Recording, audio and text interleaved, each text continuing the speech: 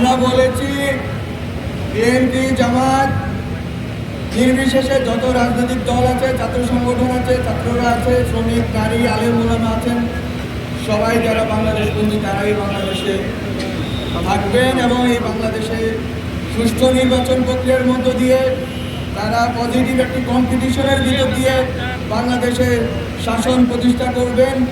বাংলাদেশের জনগণের বৈষম্য এবং বৈষম্য বিরোধী এবং শাসন ব্যবস্থা কায়েম করবেন। বাংলাদেশপন্থী তাদের মধ্যকার নির্বাচন হবে। বাংলাদেশ বিরোধী আওয়ামী লীগ ফ্যাসিবাদীদের কোনোভাবেই নির্বাচনে অংশগ্রহণ করতে দেওয়া হবে। স্বাস্থ্যকর অল টাইম ফ্যামিলি কেক, সব সময় অল টাইম হেলদি লাইফ। আমাদের সরকারের